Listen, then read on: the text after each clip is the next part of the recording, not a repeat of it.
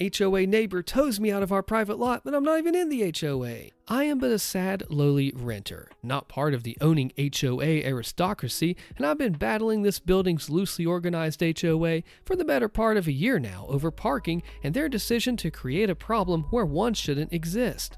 It's a small building, 6 units total, with commercial business on the first floor of 3. There are 9 official parking spaces. I used to rent number 2, until last year when 1 to 4 were purchased by the new commercial tenant on ground level.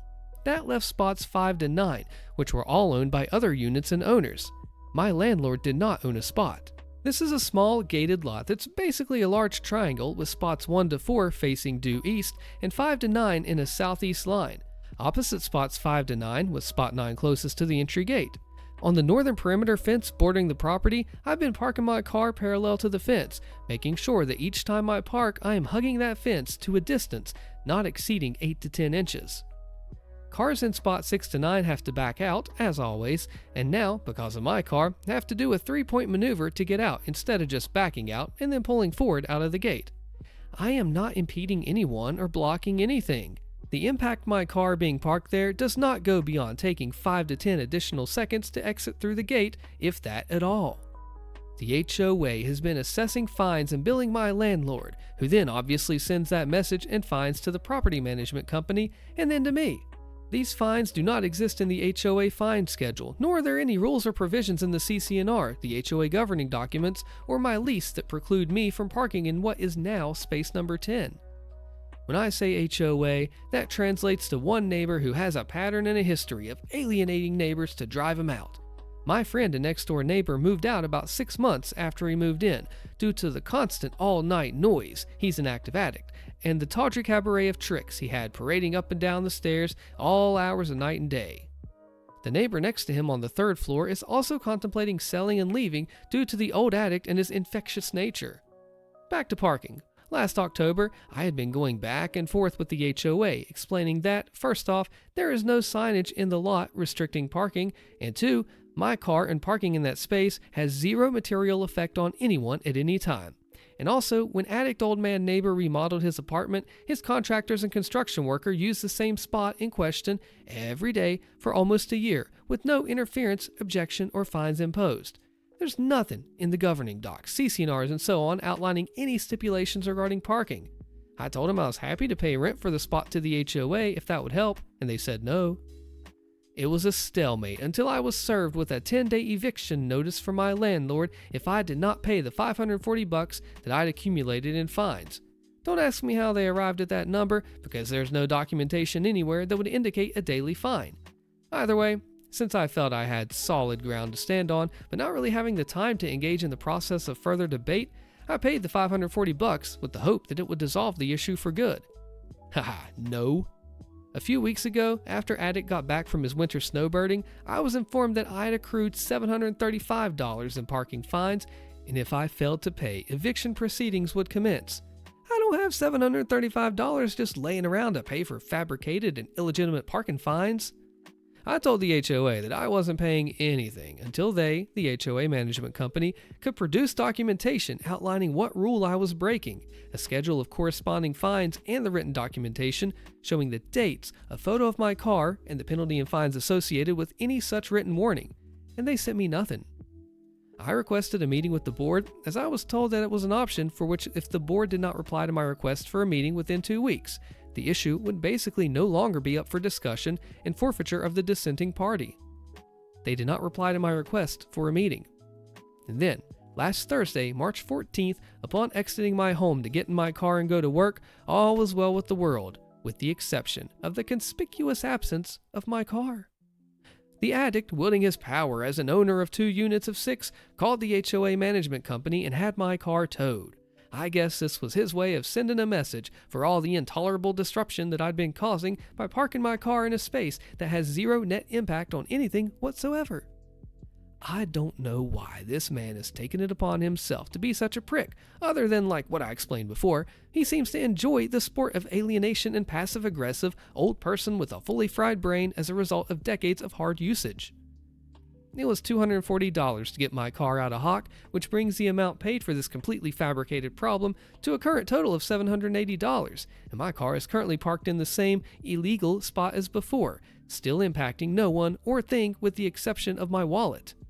I feel I've exhausted trying to reason with the HOA and the drugged up old guy that can't be negotiated with, so I'm ready to hire an attorney to 1. Get my money back that was extorted via undocumented and unsupported imposition of fines, finally put this matter to rest, unless of course someone can tell me if there's a legal barrier that I'm so far unaware of that would make me suing look even more ridiculous than the time that I saw old man Narcotic leaving his apartment in buttless chaps and making the world suffer through the displayed ghost white folds and flaps of a 70-year-old stick-legged butt. This issue needs to go away, and I just want to park my car in buildings lot instead of fighting meters and street parking. Please tell me if I'm wrong or what I should do if I'm not. Oh boy, I think OP is playing in the danger zone here. This says, stop being stupid, you don't own that land. Therefore, you have no right to park your car there. To be clear, what you're continually parking is not public land. Stop being stubborn, you've apparently paid more than $1,000, and you still park there all the time?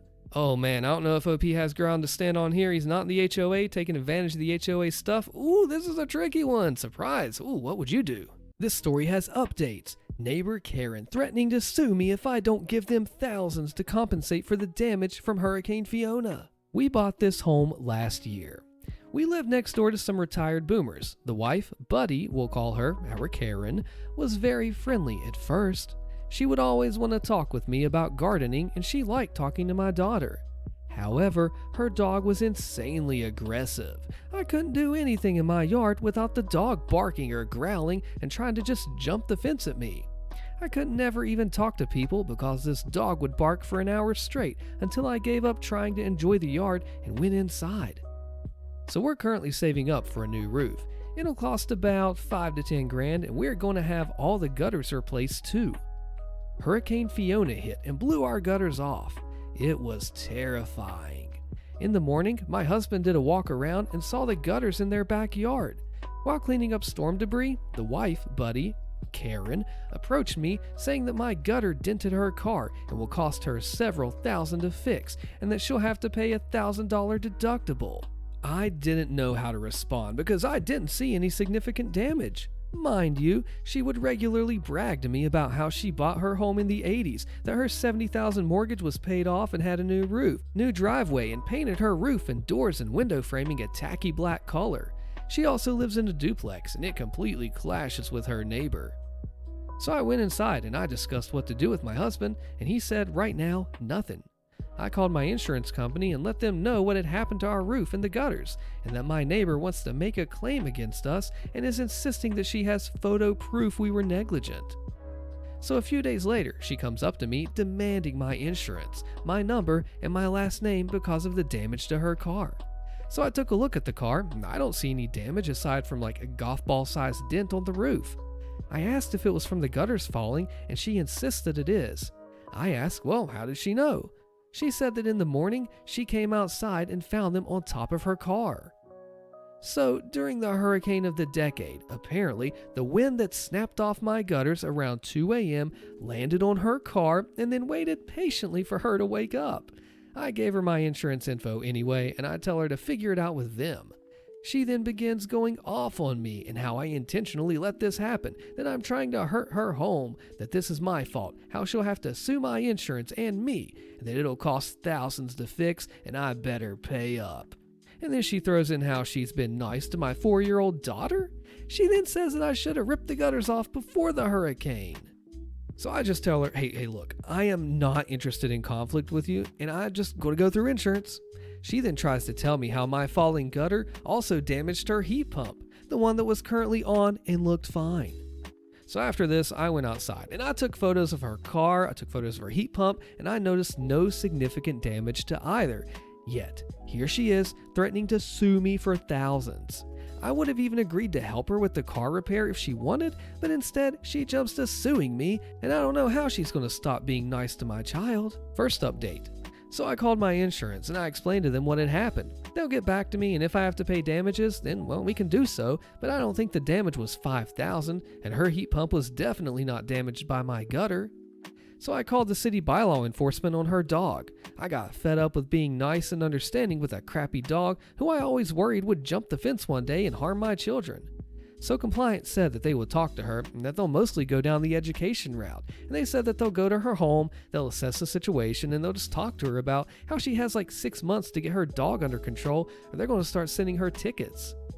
So she tried to come to my door to argue with me again, and I told her that she needs to talk to my husband, a military man who is not nearly as patient as I am, or keep talking to insurance. And I filed a claim and told them to assess her damages too, and that I'm closing my door now.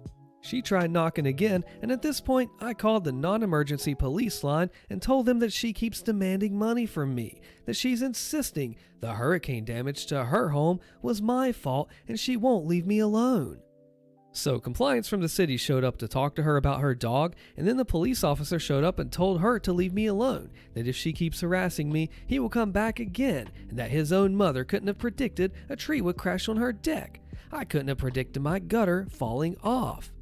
She apologized, and the officer said that she needs to give me space, and I told him if insurance determines that I need to pay up, I will, but only if they say so.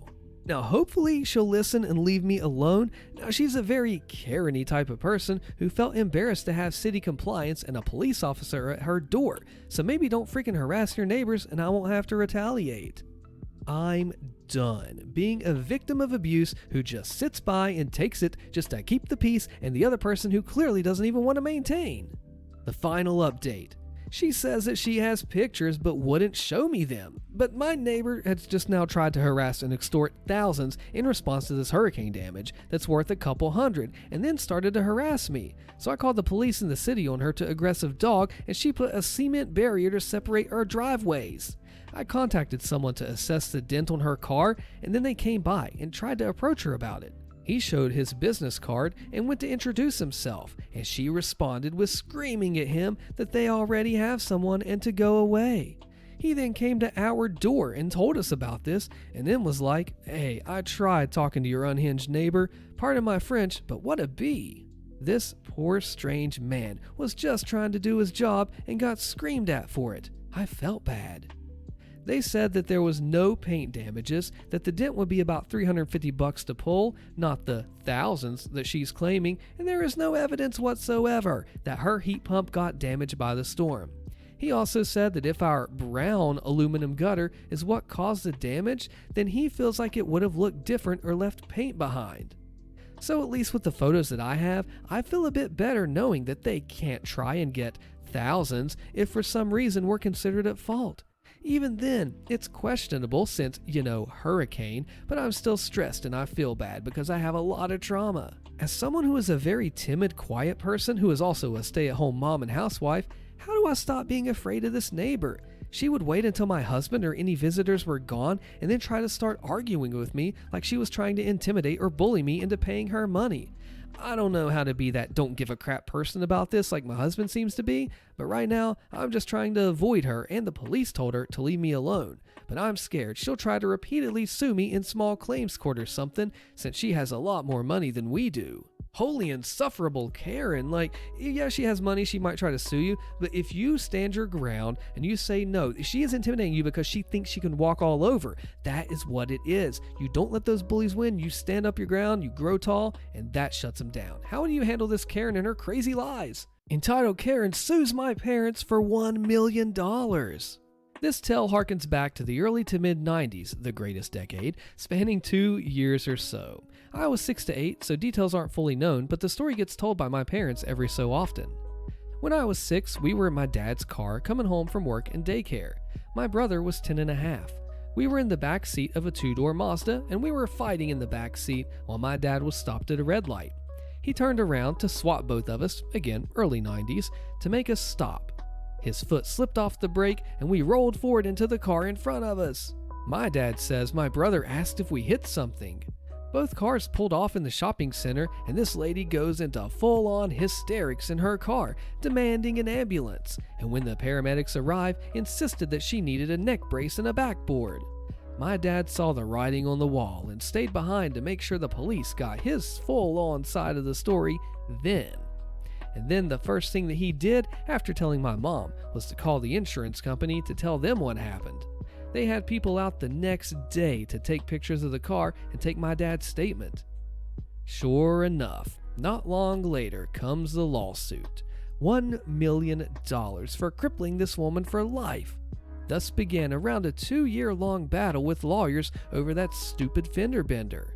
I know it took a long time, that my dad often ranted about how she rejected the first settlement offer, $30,000, and then later the second offer, $50,000, because she was a greedy lying bee and wanted the full court hearing. By the time we got to court, my parents had separated, but since they were married at the time, they were both on the hook for the money if they lost. I was too young to go to the hearing, and I was promised that it would be long and boring anyway, so I had to stay at daycare. My brother got to go though. It was long and boring, right up until Karen herself got up on the witness stand to give her version of the wreck. First off, she used a walker and wore a neck brace to get to the stand, and then, to sum it up, she was innocently waiting at the red light when she checked her rearview mirror and saw a great big white truck barreling towards her, and she just knew there was no way it would stop in time, so all she could do was brace for impact and pray. My parents perked up at that, as did their lawyers. They got out a set of pictures of a blue 2-door Mazda and showed them to the woman and asked if she recognized the car in the photographs. She said no. The lawyers showed the photographs to the judge and the jury and explained that this was the car that struck Karen, pictures taken within 24 hours of the accident. To hear my parents, the jury did a spit take, but these were two adults who were gloating, so take it with a grain of salt. When the dust settled, not only did Karen not get her $1 million, but she ended up having to pay the attorney fees, lost wages, and daycare costs incurred as a result of the lawsuit. And that was how we got a free trip to Disney. Holy cow, $1 million in the 90s is about $2.3 million today. How you gonna think you get that, Karen? Like, do these people not think that there are cameras? People actually keep track of this stuff. Insurance investigates. I just don't get it. Like, can someone please explain to me? Please help me understand this. Good grief. The HOA president tows me. Your Honor, I'm no HOA member. Click the video on your screen to find out what happens to that nasty HOA, and I'll see you there.